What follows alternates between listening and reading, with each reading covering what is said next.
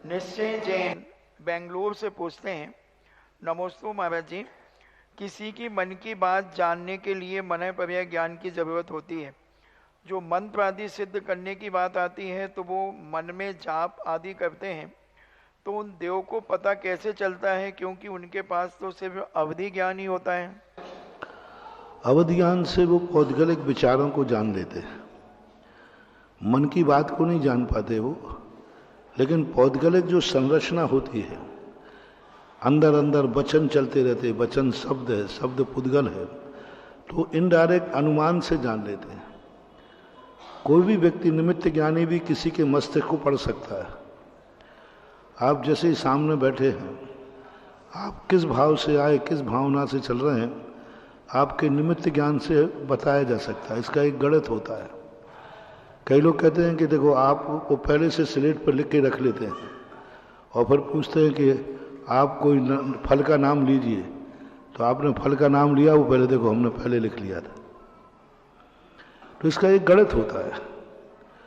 उस गणित का एक सिस्टम होता है कि व्यक्ति आते ही बैठते हुए वो किस आसन से बैठा, क्या हरकत उसने की, और जिस समय वो प्रश्न पूछ रहा है उस समय अपने शरीर के सिस्टम, अपनी श्वास बाएं नथने से निकल रही है या दाएं से।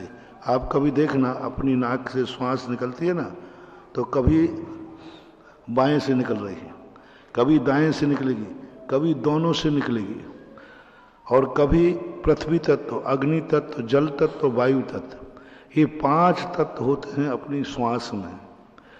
जब नासिका की श्वास 12 अंगुल तक निकलती है, 4 4 4 12, यहाँ हाथ लगा लीजिए और अपनी श्वास निकल के यहाँ टकरा रही है, तो ये पृथ्वी तत्व है। तो पृथ्वी तत्व के माध्यम से जिसने प्रश्न पूछा है, तो जो इसकी साधना कर लेते हैं वो जान लेते हैं कि इस प्रकार का प्रश्न पूछेगा।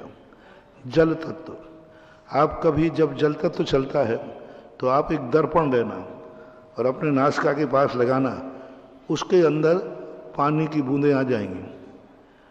अभी भी कर सकते हैं आप, छोटी छोटी सी। जैसे अग्नि तत्व चलेगा तो जैसे ही आप दर्पण करोगे उसमें ऐसी त्रिकोण आकृति बन जाएगी भाप की, तो वो समझना अग्नि तत्व है। वायु तत्व, वायु तत्व जब चलेगा तो जो अपनी भाप नासिका से निकलेगी, दर्पण पे दिखेगी, तो वो ऐसी छितरी हुई दिखेगी, बिखरी हुई बाष्प, तो वायु तत्व होता है। आकाश तत्व में एक सर्कल बन जाएगा, बीच में खाली रहेगा।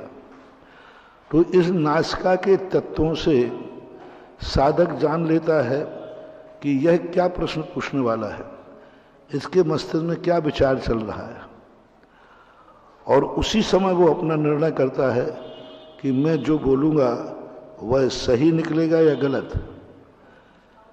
संसार के सारे ज्योतिष फैल हो सकते हैं, ये स्वयं का जो ज्योतिष है, ये करंट स्वयं का ज्योतिष है। राशियों का जो ज्योतिष होता है, अब एक राशि पर कितने लोग हैं, राशि तो 12 ही है, और 12 में 7 अरब लोग, 8 अरब लोग हैं विश्व के। उन सबकी किस्मत उससे बाँचना है, उसमें चूक हो सकती है। रावण की भी वही राशि थी, राम की भी वही राशि थी, दोनों तुला राशि में थे, लेकिन दोनों की स्थिति अलग रही। पर सबसे ज्यादा ज्योतिष जो अकाट ज्योतिष है, वो नासिका से निकला हुआ श्वास। इस श्वास की जो साधना कर लेते हैं, बस तुम लोग सोचते हो महाराज जी आशीर्वाद देते, वो काम कैसे हो जाता है।